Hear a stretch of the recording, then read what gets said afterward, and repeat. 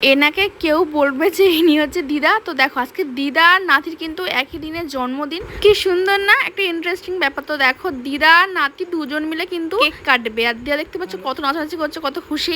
এই যা বলাই তো হলো না আমি কোথায় গিয়েছি। তো দেখো আমার একটা ক্লায়েন্ট বেজে সবুজ শাড়ি পরে দাঁড়িয়ে আছে, জয়শ্রী। তো আমার কাছ থেকে সবসময়ই নেলস করে।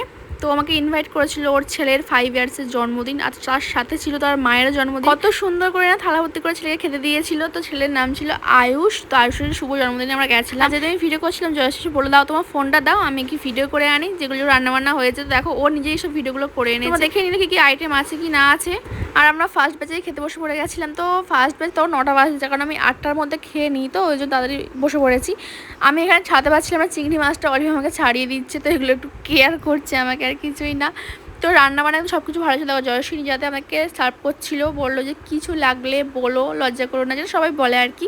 তো খাওয়া দাওয়া কিন্তু খুব সুন্দর ছিল, আর ওদের বিহেভিয়ার তো সবসময় মানে খুবই ভালো, মানে খারাপ বলবো না। তো দেখো খাওয়া দাওয়ার পরে দেখো আমরা চলে এসেছি, প্রেজেন্টেশন দিয়েছিলাম বাচ্চাটাকে।